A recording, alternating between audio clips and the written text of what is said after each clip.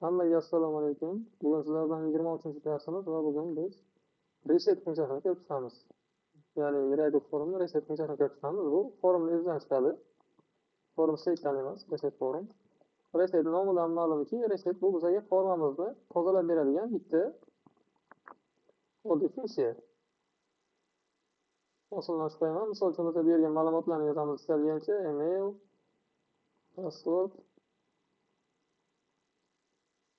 ma'lumotlar va biz hozir bu yerga bitta tugma hosil qilamiz va shu tugma bosilganda forma tozalanib ketishi kerak. Men eng pastga tushaman. Mana bu yerda set value degan tugmani olaman. Bittadan copyright qilib tashlayman. Bizga handle values on klik kerak emas. bg green ni bg red deb qo'yaman. Mana bu yerda bizga set values to'g'ri yozuv o'zgarmoqda. Buni set values emas, reset deb nomlaymiz. Ko'ramiz mana.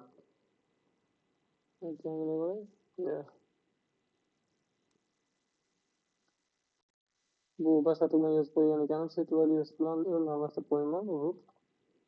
Mana bu yerga reset deb yozamiz.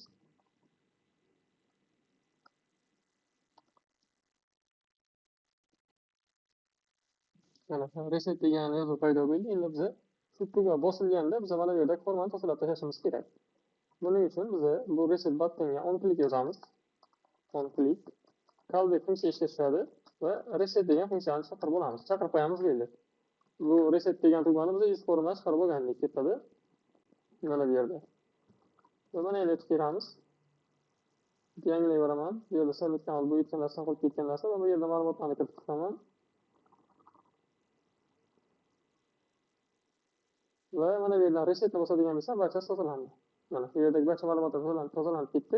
Va biz mana register bosilgan paytda ham bu ishni qilishimiz mumkin. Misol uchun bu yerda ma'lumotlar to'ldirildi.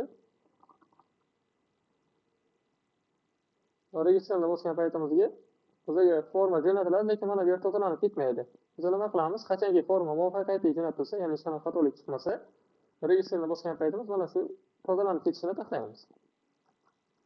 Buning uchun bizga handle register funksiyasi bor. Handle register funksiyasi va shu yerda shart qo'ysak bo'ladi. Misol uchun if deymiz, agar is submit successful true bo'lsa, ya'ni is submit successful oldingi darslarimizda ko'rgandik, formani muvaffaqiyatli jo'natilgan bo'lsa true bo'ladi. Reset funksiyasini chaqirib qo'yamiz. Shunchaki oddiy chaqirib qo'yamiz va tekshiramiz.